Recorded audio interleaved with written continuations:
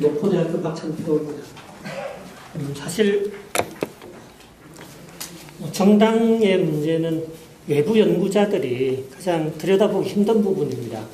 특히 이제 정당발전위원회에서 혁신한 이 부분은 당 내부 조직에 관한 이야기들이 상당 부분 들어있고요. 실제로 뭐 정당 체제나 이런 것들은 이제 밖에서 이렇게 전체적으로 볼 수 있지만 당 내부 조직이 어떻게 운영되고 그 내부 조직을 어떻게 구성하는 것이 당에게 가장 뭐랄까요, 당의 목표를 달성하는데 도움이 될까, 이런 부분들은 외부 연구자들이 조언을 하기가 굉장히 어려운 부분이라고 저는 생각을 합니다. 그래서 뭐 일단 제가 오늘 말씀드릴 부분은 이제 제가 뭐 민주당 이름이 워낙 많이 바뀌어가지고요, 그냥 통칭해서 민주당 계열정당 뭐 이렇게 이제 할 수 있는데요. 그래서 민주당 민주화 이후에 정당개혁이라는 이름으로 새천년민주당부터 해서 열린우리당에서 참여정부에서 시도했던 이 부분에 대해서 제가 한번 자료를 가지고 한번 본 적이 있고요. 그 다음에 이제 민주당 쪽에서 굉장히 중요하게 이제 추진했던 국민참여경선제. 그래서 지금은 이제 부분 저는 개방형이라고 보는데요. 이 완전 개방했던 이 제도가 어떻게 도대체 도입되고 이게 어떤 영향을 미쳤을까라고 하는 이 부분에 대해서 한번 들여다본 적이 있습니다. 그 이후로 지금 이제 더불어민주당에서 추진하는 이런 내용들은 저도 자료를 가지고 구체적으로 들여다보지 못했기 때문에 제가 드리는 말씀이 도움이 될지 아니면 뭐 전혀 현실과 동떨어진 헛다리가 아닌지 이런 좀 두려움이 있습니다. 그래서 이런 맥락에서 저는 이제 조언을 드린다 그러면 뭐 추상적인 어떤 이론보다는 당의 그동안의 어떤 경험에서 좀 배웠으면 좋겠다, 이런 생각을 합니다. 한 20년 정도 된 것 같습니다. 새천년 민주당 혁신부터 해서 열린우리당에서 전면적인 어떤 실험이 전개가 됐고요. 뭐 그러면서 이게 분당을 거치고 당이 패배하고 뭐 대통합민주, 신당, 민주통합당, 새정치민주연합, 더불어민주당 이렇게 내려오면서 저도 이 이름을 외우기가 힘든데요. 한 세 가지 정도 단계를 거친 것 같아요. 새천년 민주당 당시에 굉장히 중앙집권적인 과도체제였고요. 그야말로 제왕적 총재 시절이었습니다. 이것을 전면적으로 끊고나고 전면적으로 민주화하는 실험이 열린우리당 실험으로 추진이 됐습니다. 이게 대통합민주신당, 민주통합당 정도까지 이어졌던 것 같고요. 그 다음에 이제 이런 과정을 거치면서 좀 이것이 현실에서 작동할 수 없는 의도와는 전혀 다른 결과를 나타냈던 적도 있고요. 당 조직에 거의 제가 듣기로도 해체 수준에까지 이르렀던 이런 이제, 그래서 좀 현실에 맞는 수정, 적응 이런 것을 거친 단계가 아닌가. 그래서 지금 이제 이 안도 개인민주주의 강화와 직접민주주의의 어떤 결합이라고 하는 이런 부분을 강조하고 있고요. 그래서 근데 이제 그 과정은 제가 간단하게 기술을 했는데요. 저는 그 과정이 한 세 가지 정도 경향이 있었던 것 같습니다. 하나는 이제 민주주의를 추구하는 민주당 사람들의 전반적인 인식이고요. 예. 우리가 민주화를 추구했으니까 당도 민주화되어야 된다라는 이런 이제 강한 어떤 민주주의에 대한 지향성입니다. 이것이었고, 또 하나는 그 내부에는 이런 경향성을 강화시키는 현실적인 정치적 이해관계가 있었다라고 저는 생각을 합니다. 뭐냐 그러면 새천년 민주당 시절에 당 조직은 당 대의원이나 지구당은 구동교동계에서 장악을 하고 있었습니다. 여기에 이제 외부에서 운동권이나 시민단체에서 들어갔던 혁신을 추진하던 이런 사람들로서는 자기들의 이념이나 노선을 추진하기 위해서는 당 조직을 장악할 필요가 있고, 이 조직을 장악한 기존의 어떤 부당권파들로부터 당권을 이렇게 가져오기 위해서는 당 조직을 바꿀 필요가 있었죠. 그래서 당 조직에 기반한 어떤 당권 이런 것을 해체시키고 개방하고 외부에 이제 열고 뭐 이런 수준들이 추진됐다라고 생각합니다. 이게 국민참여경선제 도입 배경의 하나로도 작용을 했다고 저는 생각을 하고요. 지구당 폐지도 물론이고요. 그래서 이런 이제 현실적인 이해관계가 있었고, 또 하나는 이제 저는 뭐 이게 조심스러운 말씀이지만 좀 운동권 정서라고 좀 표현을 하고 싶어요. 기존의 어떤 권위나 어떤 권위 구조에 대한 좀 부정적인 생각, 그리고 직접적인 어떤 행동, 밑으로부터 직접적인 참여를 강조하는 이런 부분들. 이 어떤 세 가지 정도가 결합되어 가지고 민주당은 그동안 꾸준히 정당 민주화, 분권화, 국민 참여 이런 부분들을 강조해 왔습니다. 그래서 이런 부분들은 뭐 제왕적 예전에 어떤 당의 어떤 운영과는 달리 당이 상당히 좀 개방되고 민주화되는 이런 결과도 긍정적인 결과도 나왔지만 상당히 부정적인 어떤 위기도 가져왔었고요. 제가 이제 들었던 이야기 중에 가장 충격적인 이야기는 2012년 대선 때 당 선거 비용을 맞는 이야기인지 모르겠습니다만 다 사용을 하지 못했다. 왜냐하면 당 조직이 움직이지 않아가지고 후보자가 지방에 유세를 가려고 해도 뭐 이렇게 모임을 꾸려서 오라는 데가 없어가지고 다 가지를 못하고 당 선거 비용을 다 사용을 못했다. 이런 이야기를 제가 그 뒤에 한번 들은 적이 있습니다. 그래서 뭐 이것이 정말 당이라고 할 수 있는가라는 생각을 했었고요.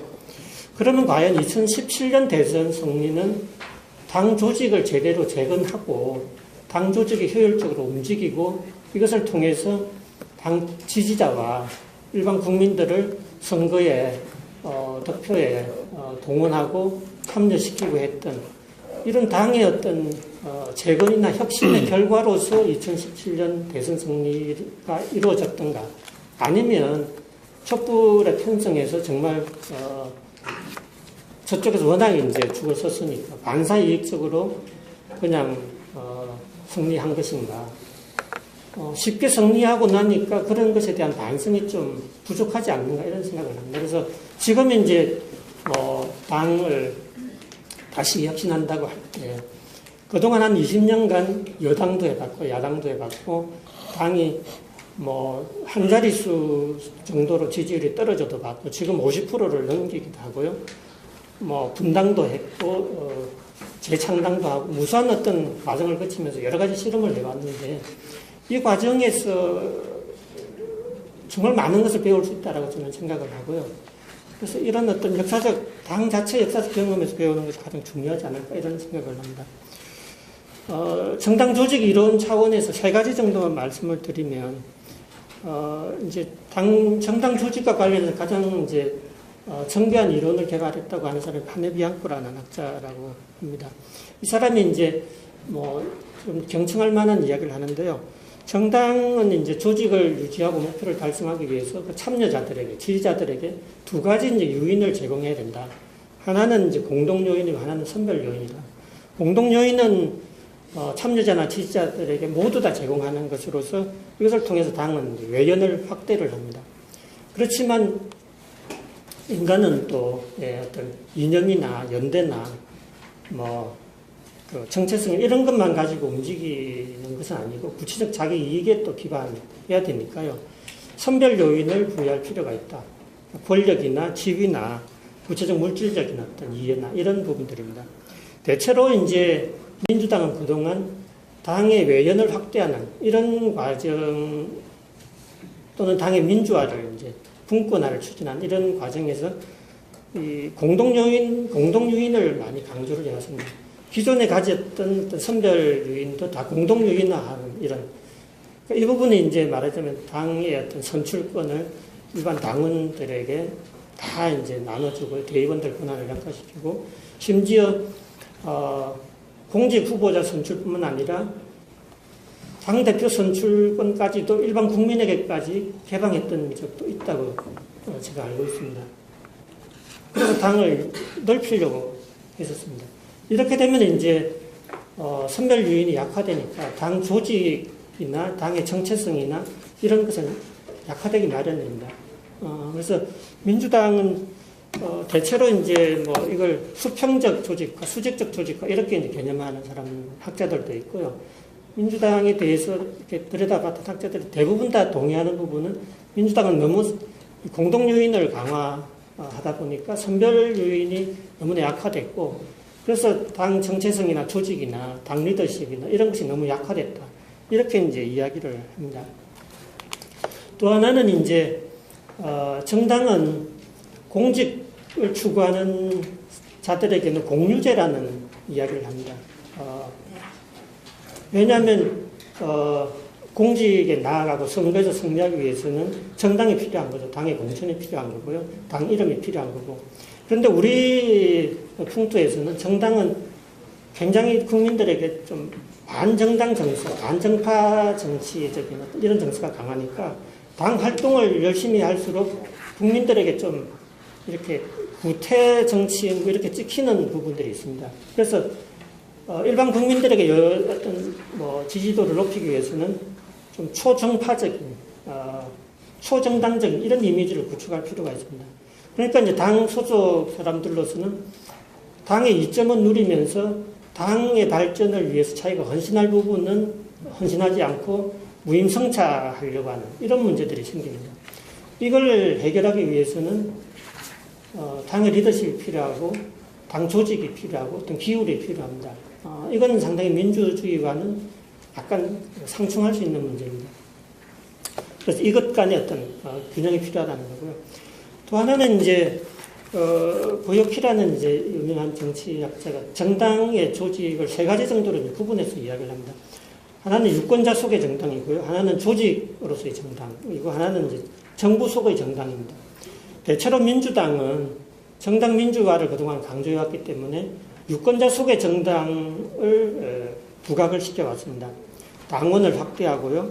당원의 권리를 강화시키고 당원들의 밑으로부터의 어떤 상향적인 의사결정 구조를 강조하고 그리고 당의 어떤 여러 가지 권한을 지지자나 일반 국민들에게까지 확대시키는, 그래서 유권자들 속의 당을 많이 외연을 강화하면 이것이 당이 강화되는 것이고 선거에서 승리할 수 있다라고 생각을 하고 이것이 정당 민주화다라고 생각을 해왔다는 거죠.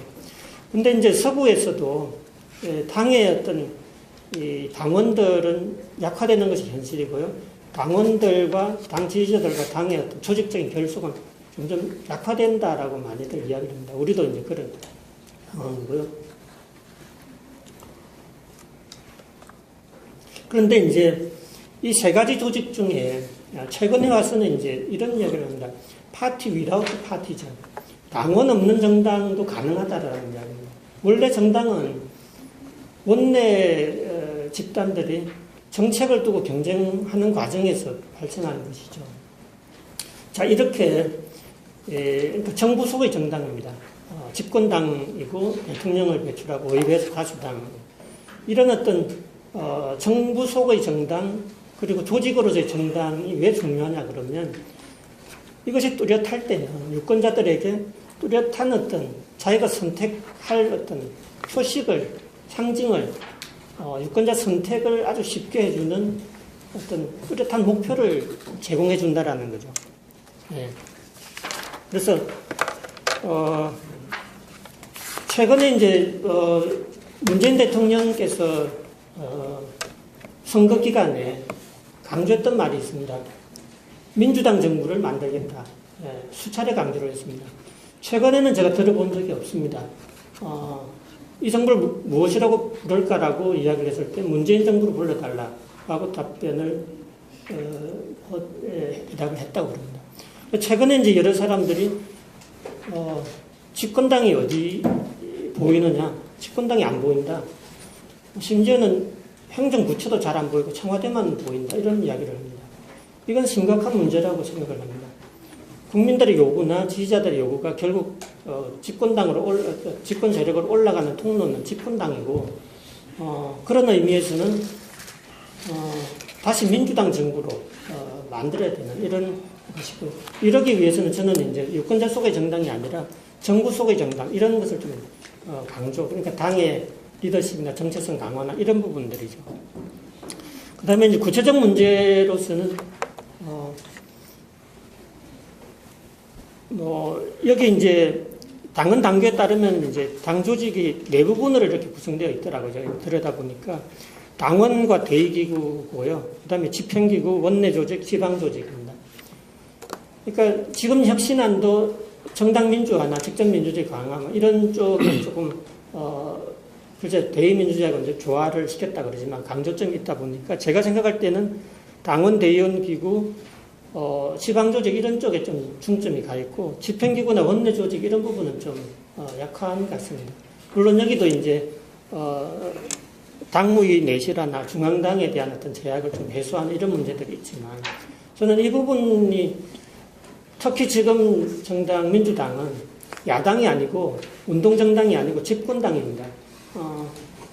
그래서 집권당으로서의 어떤 위상에 맞는 역할을 뒷받침할 수 있는 당조직 이게 지금 가장 시급한 부분이 아닌가 저는 그런 생각을 하고요. 이런 부분에서는 당 집행기구를 좀 강화할 필요가 있다 이런 생각을 합니다. 여기 이제 당원 자치회를 강조를 했는데요. 제가 생각을 해볼 때 당원들이 일상적으로 모여서 토론을 하고 그거는 이제 당에 대한 요구일 거지 않습니까? 정책적 요구일 수도 있고 인연적인 요구일 수도 있는데 이렇게 토론한 것을 어디에 전달하지? 토론을만 하고 끝나면 이걸 전달할 수 있는 기구가 어디일까? 전달받아가지고 이것을 정책으로 만들어서 구체적으로 입법화할 수 있는 그럴 때 당은 의미가 있는 것 아닙니까? 그 조직이 과연 무엇인가라고 생각을 해볼 때 거기에 대한 답변은 좀 부족한 게 아닌가 이런 생각을 합니다. 그래서 제가 볼 때는 이 당 집행기구에 보니까 중앙위원회 밑에 각종 위원회들이 쭉 있습니다. 각 분야별로, 직능별로. 그래서 여성, 노인, 청년, 대학생, 장애인, 노동, 농어민, 을지키기위원회 쭉 있습니다. 이 중에서 제가 좀 이렇게 이야기 들어본 건 을지키기위원회 정도지 않는가 싶습니다. 그런데 집행조직을 이렇게 위원회 조직으로 해서 이 집행기구가 과연 집행기능을 제대로 수행할까? 저는 상당히 좀 의문입니다. 위원회 정부라는 것은 이건 잘 효율성이 없는 부분이죠. 그래서 상시적으로, 상설적으로 이걸 전담하는 상근 조직이 있고 여기에서 24시간 또는 몇 년간 그걸 담당하는 조직이 있고 그래서 가령 자영업자다 그러면 당에서 어느 부분에서는 전국 자영업자들을 다 조직하고 이 사람들 의견을 다 수렴할 수 있는 24시간 그것만 생각하고 늘상 그 방안을 모색하는 이런 기구가 필요할 것 같고요. 한 5분만 더. 지금? 아니, 예, 한 5분만 안에 끝내겠습니다. 제가 줄일게요. 그럼 한 3분 안에 끝내겠습니다. 그 다음에 이걸 입법하기 위해서는 저는 이제 정책위원회 안에 분과위원회가 상임분과 이 부분이 제대로 돌아가야 된다고 생각을 합니다. 심각한 이런 이야기를 들었습니다. 국회의원들 정책적 전문성이 부족하다. 보좌관들이 서준 대로 읽는 것에 불과하다. 우리 상임위는 2년마다 계속 잘 바뀝니다. 국회의원들이 결국은 이게 이제 특히 여당이니까 정책 역량이 필요한 것 아닙니까? 정책을 통해서 뭔가 능력을 보여줘야 될 필요성이 지금 있는 거죠. 그러기 위해서는 결국은 당이라고 하는 것이 밑으로 시민사회 요구를 수렴해서 정책으로 만들어서 국가 정책으로 실현시켜야 된다 그러면 그 최종적인 전달자는 대표들입니다. 국회의원입니다. 이분들이 정책적인 역량을 갖추고 있을 때 밑으로부터 올라오는 요구가 실현될 수 있는 거죠. 그러면 그걸 담보하는 기구는 저는 정책위원회 산하의 상임분과위라고 생각을 하고요. 일상적으로 여기에서 집단적으로 정책을 마침 팀워크를 여기서 발휘를 해야 된다라는 생각을 하고요. 그렇지 않으면 프랜차이즈 정당이라고 하는 오명을 좀 벗을 수 없다 이런 생각을 합니다. 당원 자치회와 관련해서 제가 좀 우려스러운 것은 이게 당원 대의원 선출의 기본 단위로 상정을 할 때 예전에 진성당원의 폐단이 다시 재발하지 않을까 이런 생각을 합니다. 여기에 선출 권한을 부여하게 되면 사람들은 대의보다는 구체적 자기 이익을 우선하기 마련이죠. 특히 이 당권과 관련된 어떤 선출권을 여기 부여하면 그럴 때마다 아마 당원 자치구의 이 조직이 기하급수적으로 불어나지 않을까. 특히 몇 명만 모여서 자율적으로 만들 수 있게 해놓았습니다. 그러면 일상적인 토론 단위로서의 어떤 당원 자치회는 토론을 해도 위에 전달할 통로가 별로 없습니다. 몇 번 해보다가 이건 맨날 모여서 우리끼리 이야기해보면 뭐해. 이렇게 될 거고요.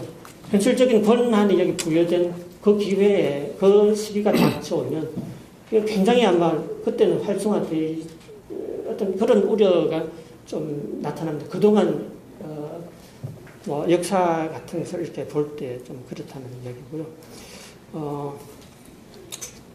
국민 참여 경선 부분도 제가 생각할 때는 예전에 완전 개방 경선을 하게 될 때는 이 당의 조직화 노력이 당 외부를 향하기 십상입니다.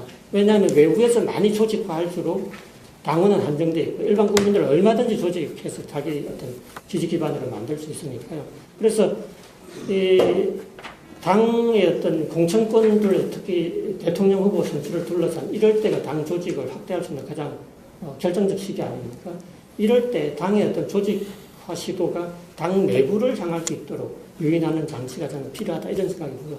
그런 점에서는 지금 대선 후보 예비 경선제, 즉 일반 국민들은 여론조사 결과를 통해서 여론을 수렴하고 당원들이 표를 통해서 직접 참여할 수 있는 이런 제도가 당 조직을 개선을 통해서 강화시키는 쪽으로 유인할 수 있는 그런 제도가 아닐까 이런 생각을 보고요. 당 대표와 이게 이제 대권 후보를 기간을 더 늘린다는 부분에 대해서는 저는 이게 결국 국민들이 선택할 때는 정당을 보고 선택을 하고 당의 어떤 일체감 정체성이 필요한데 이 기간을 더 늘려버리면 이 정체성이나 당의 어떤 리더십이나 이런 게 더 약화되기 때문에 오히려 더 부정적인 결과를 가져오지 않을까 뭐 이런 생각을 해봤습니다. 너무 길게 해서 죄송합니다. 자, 다음은 마지막으로 김경수 의원님 토론해 주시겠습니다. 우선 그 발제 내용도 그렇고요. 그러니까 우리는 계속 정당발전위원회에서 이번에 이제 혁신안을 만드는 과정에서 고민했던 내용들을 좀 잘 정리를 해주신 것 같습니다. 그래서 우선은 최재성 정당발전위원회 위원장님께서 너무 낙담하고 계신 것 같아서 개인적으로 같은 정당발전위원으로 안타깝긴 한데 저는 이번 과정이 정당발전위원회에서 혁신안 한번 만들고 그게 그대로 당에서 통과될 거다라고 생각했다면은 저는 우리 당이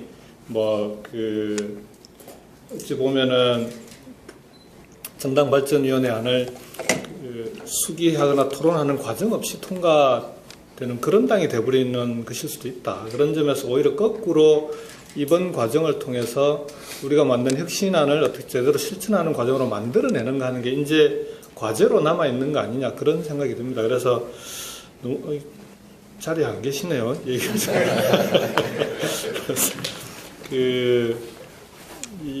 이번 정당발전위원회 혁신안이 지연되거나 유보된 안들에 대해서는 좀 더 이걸 어떻게 다시 한번 통과시킬 수 있는, 그 다음에 또 우리가 꼭 옳다고 할 수 없기 때문에 당 내에서의 여러 가지 수기 토론 과정을 통해서 좀 다듬어가는 그런 과정으로 삼으면 좋겠다. 자초된 건 아니다. 이 말씀을 꼭 좀 드리고 싶었습니다.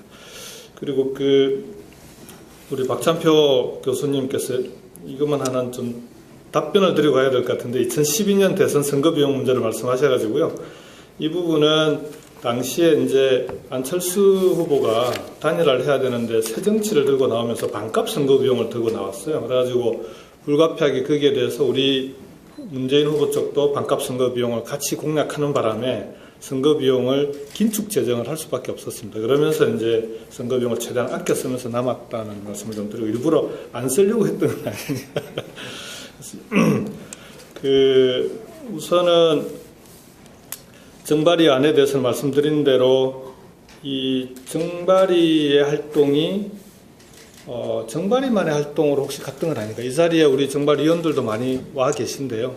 우선은 오랜 기간 동안 무려 서너 달 동안 수십 차례 회의를 통해서 이 안을 만들어내는 과정은 되게 힘들기도 하고 그 위원들의 노력이 많이 들어가 있는 그런 안입니다. 그래서 토론 전에 이 자리에 와 계신 우리 정발위 위원들께는 좀 격려의 박수 한번 좀 부탁드리면 좋겠습니다.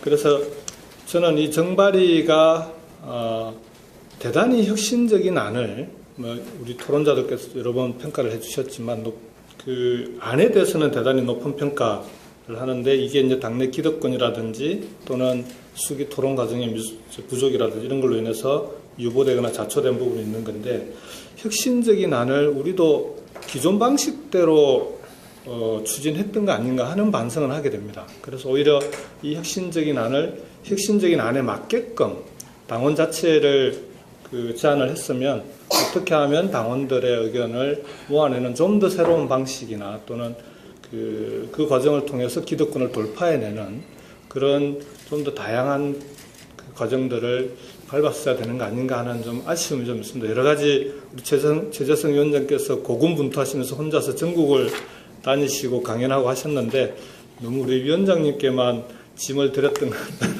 느낌도 있고요. 그래서 지금부터 다시 이 부분을 어떻게 이제는 풀어나갈 건가 하는 그런 부분에 대한 좀 준비와 토론 그리고 추진해 나가는 과정이 필요하겠다 이런 생각이 좀 듭니다. 사실은 우리가 이 정발위에서 이 안을 논의하는 과정에서 저는 개인적으로 두 가지의 문제의식을 가지고 출발했다고 봅니다. 하나는 정치의 위기, 그 안에는 국회의 위기가 있고 정당의 위기가 있습니다. 이 위기를 어떻게 극복할 거냐 하는 그런 좀 고민이 있었습니다. 우선은 국회의 위기는 우리 정부 각 기관에 대한 신뢰도 평가를 해보면 국회가 꼴찌입니다. 그리고 국회의원에 대한 국민들의 시선도 곱지가 않습니다. 그런 이유가 이번에 이제 개헌 논의를 하는데도 그 개헌 논의 과정에서 대통령의 권한을 분권화하자라고 하면서 정작 대통령의 권한을 이 분산시키려면 대부분의 권한이 입법부로 올 가능성이 높고 또 그렇게 돼야 되는데 국민들은 감사원부터 시작해가지고 뭐 법률안 제출권 등등 여러 가지 인사권 이런 부분을 국회로 가져오자고 하면은 국민들은 거기에 대해서 별로 이 국회를 신뢰하지 않는 그렇게 해서 도대체 그런 권력 구조를 안은 만들 수 있는데 과연 그게 국민들의 동의를 받을 수 있을까 하는 그런 한계를 갖고 있습니다. 그래서 이 국회의 위기를 어떻게 극복할 거냐. 국회의 위기의 핵심은 결국 국민들로부터 이 신뢰를 못 받고 있는데 그걸 지금까지는 보면은 국회 특권 내려놓기 중심으로 봐왔던 측면이 있습니다. 근데 그게 아니라 특권은 계속해서 뭐 내려놓을 만큼 계속 저는 국회의원들의 특권 또는 국회의 특권은 내려놓을 필요가 있다고 봅니다. 근데 그것보다 오히려 국회가 제대로 일을 하고 있는 건가? 국회의원들은 대단히 바쁜데 실제 국회가 해야 될 일을 제대로 하고 있는 건가 하는 부분이 저는 이 정치 발전 또는 뭐 우리가 정발위에서 논의하는 과정에 그걸 어떻게 해법을 만들어낼까? 요 고민이 하나 들어가 있었거든요.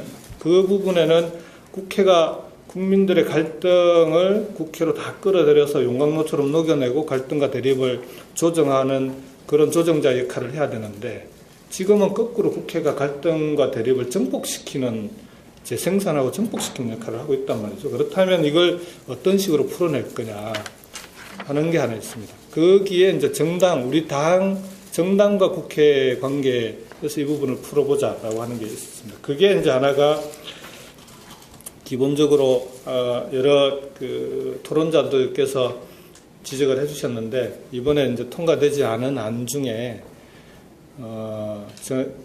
정책위원회의 원내 정당에서의 정책위원회 강화 또는 원내에 있는 의원들이 실제로 각 분과로 나누어져서 뭐 예를 들면은 각 부처별 대응 체계를 갖춰서 섀도우 캐비넷 형태로 정당의 정책 기능을 갖춘다든지 그렇게 해서 정당이 실질적으로 문재인 정부의 정책을 책임져 나갈 수 있는 그런 국정 운영의 책임성을 강화할 수 있는 그런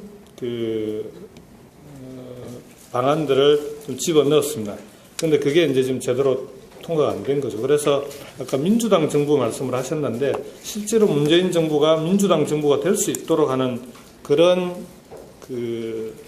게 대단히 꼭 필요하다. 그래서 정당발전위원회에서는 그런 안들이 많이 좀 고민이 됐었고 그게 담겼었는데도 불구하고 아직 그게 추진돼야 될 과제로 있다. 이 말씀을 드리고요. 두 번째는 정당의 위기라고 할 때 정당의 위기의 핵심이 뭐냐?